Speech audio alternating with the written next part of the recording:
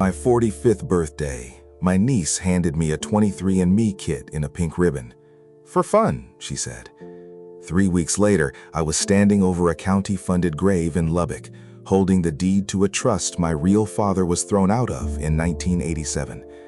The man I had called Dad for 45 years was actually my uncle, and he had let his own brother die in a state nursing home rather than admit what he'd done. I'm an estate planning attorney. I read documents for a living. This one took 39 years to surface. April 12th, 45 candles on a sheet cake in my brother's dining room. At the head of the table sat my father, Reverend Caleb Holloway, retired Methodist pastor, 41 years in the same Lubbock pulpit.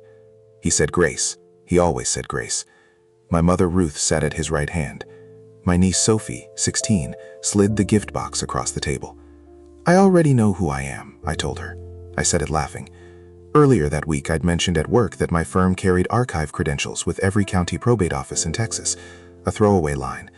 I swabbed the kit that night, almost as a joke. 11:47 p.m., April 26th. The results email arrived.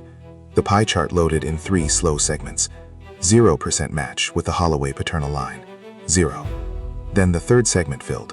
50%. A name I had never heard in my life. Delia Carver, Lubbock, Texas. 90 miles from my front door. I refreshed the page. The numbers did not move. I typed one message. "I think we may be related." Delia answered in 4 hours. She attached a photograph. A man in his 60s holding a manila folder, standing in front of a single-wide trailer. I looked at his jaw. I looked at his hands. They were my hands. Underneath, she had written one sentence. "He talked about you every birthday." Delia drove a school bus. She lived in the trailer park where our father had spent his last 20 years. She told me he kept a folder labeled "For Maren" when she asks. She told me her mother had paid $44 a month on a storage unit for 8 years after he died.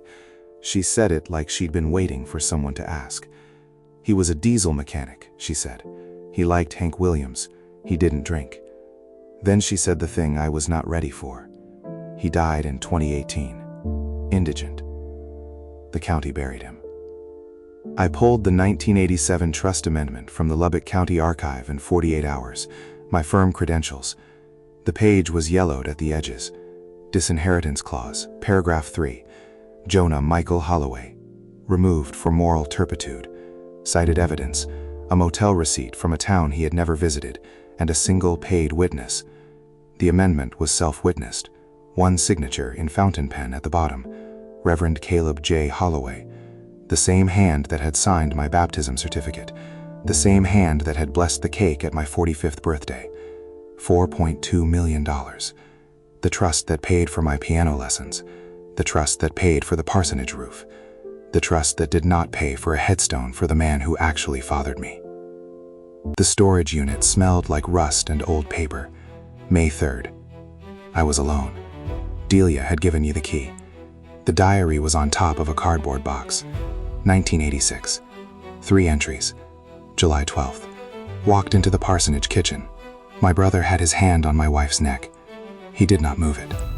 The handwriting was steady. He knew. Underneath the diary, a death certificate. Cause, untreated congestive heart failure. Place, Lubbock County Indigent Ward. Beneath the certificate, a manila folder. The label was in pencil. For Maren when she asks. Inside, 31 envelopes. One for every birthday I had been alive. Every one of them sealed. The last letter was dated 3 weeks before he died. I read it standing up. The final line was 4 words. "I never blamed you." And then, "You weren't told." I sat down on the concrete. Harper's grave was a 4x6 concrete marker in the back row. No name.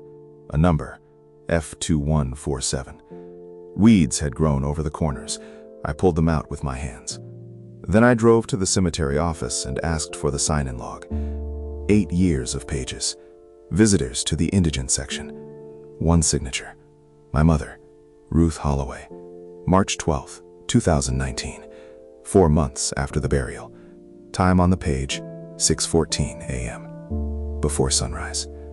She had not come to mourn him. She had come to confirm the body was in the ground. That was the moment I stopped being sad. That was the moment I became an attorney. Texas 7th District Probate Court, May 7th. I filed pro se. Petition to reopen the trust under fraud on court doctrine, discovery rule exception. Caleb walked into the courtroom in his clerical collar, a deliberate choice. He told the court that 1987 amendment was a family decision, not his alone. Then the bailiff projected his signature on the screen at 4 times magnification. His hand went to his collar. He interrupted the proceeding. He said 3 words. I loved her. I read from the last letter. I never blamed you. You weren't told. I looked at him. I did not look at the judge. He didn't blame me, I said, because he knew exactly who to blame. Judge Reyes let the silence sit for 11 seconds. Then she granted the petition. $4.2 million. Reopened. After 39 years. In the 72 hours after the ruling, 4 things happened. The Methodist conference defrocked him. His pension was ordered to repay $312,000 in housing allowance. My mother moved out of the parsonage that night. The family group chat was deleted. None of them were the part that mattered. 18th, we reburied him. New granite headstone. The old county marker pulled out and laid beside it. Delia stood on my left. Her brother Marcus stood on my right. The stone read, Jonah Michael Holloway, 1946 to 2018. Beloved father of Delia, Marcus, and Maren. The first time my name was carved next to his was after he was already in the ground.